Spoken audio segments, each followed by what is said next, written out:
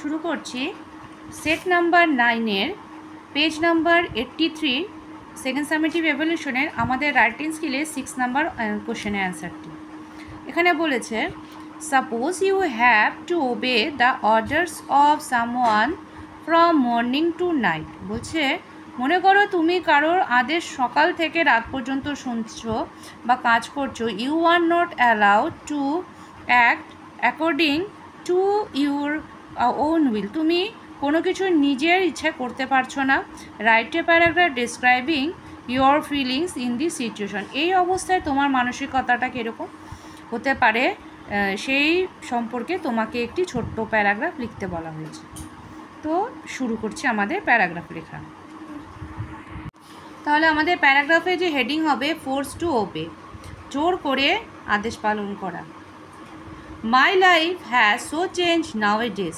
আমার জীবন এখন অনেক পরিবর্তন। The morning sun does not wake me up. সকালে সূর্য আমাকে ঘুম থেকে উঠিয়ে তুলতে পারে না। It's my boss call that drags me out of bed. এখানে আমাকে আমার বস তার ডেকে তুলে বিছানা থেকে। Throughout of the day I just have to carry out the order. সারাদিন ধরে আমি শুধু তার আদেশ পালন করি। I eat what he allots for me. তিনি আমার জন্য যা রেখে দেন সেই খাবারটাই আমি খাই। I wear his worn out dresses. আমি তার ছেঁড়া কাপড় পরি। I even can not sing tune while working. আমি যখন কাজ করি সেই সময় কোনো মনে মনে গানও গাইতে পারি না। I do not have Sundays or holidays. আমার কোনো সানডেও নাই, হলিডেও নাই। I never play earlier. I used to fly kites, but now I can feel the pain of being flown. I never play. আমি খেলাও করতে পারি না।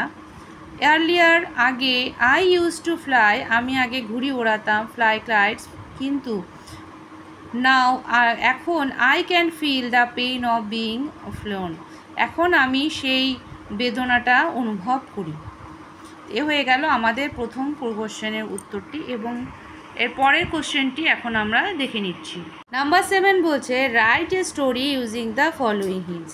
আমাদের একটি গল্প লিখতে হবে। বলছে king proud of his power. তার নিজের খুব শক্তি সম্পর্কে খুব গর্ব ছিল।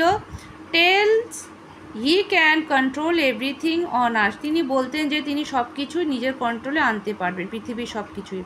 ট্রেক্স his courtiers to the seashore. তিনি তার রাজ্যবাসীকে সমুদ্র ধারে নিয়ে আসলেন। Order the waves to move back. তিনি সমুদ্রের ঢেউকে দূরে চলে যাওয়ার আদেশ দিলেন। The waves lash at the feet of the king. কিন্তু সেই সমুদ্রের ঢেউ তার পায়ের সামনে এসে ধাক্কা দিল। The king move back in fear. তিনি ভয়ে পেছনে চলে গেলেন। তো এখন দেখো আমাদের স্টোরি রাইটিং। আমাদের স্টোরির যে নাম তা দেওয়া হলো এ প্রাউড কিং, গর্বিত রাজা। তো গল্প লেখার সময় পুরো গল্পটাই আমাদের কিন্তু পাস্ট টেন্সে লিখতে হবে, এটা আমাদের মনে রাখতে হবে। তো প্রথমে হলো ওয়ান্স আপন এ টাইম, কোনো এক সময়, দেয়ার লিভড আ কিং, একজন রাজা বাস করতেন। Who was very proud of his power. তিনি তার শক্তি সম্পর্কে খুব গর্বিত ছিলেন। দ্য বোস্টফুল কিং, সেই গর্বিত রাজা, অ্যানাউন্সড, একদিন অ্যানাউন্স করলেন বা সবাইকে জানালেন যে কি, that he could control everything on the earth. এই পৃথিবীর সব কিছু তিনি তার অধীনে করতে পারবেন। চুপ সেটা প্রমাণ করার জন্য হিজ পয়েন্ট, তার মূল তথ্য ছিল one day he took his courtiers to the sea source.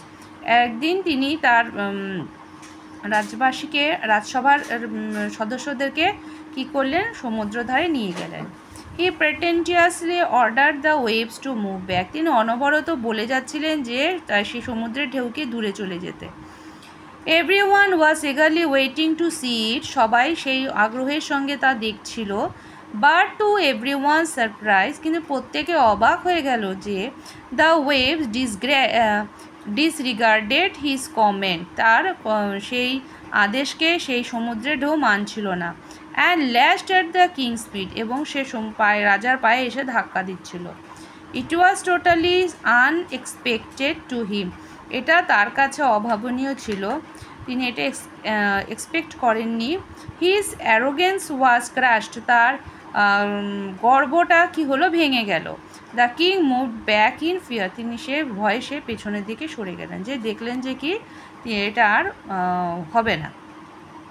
এখন এই গল্পের মোরাল হলো, too much arrogance is the cause of downfall, অতিরিক্ত গর্বই হচ্ছে মানুষ কি পতনের মূল কারণ।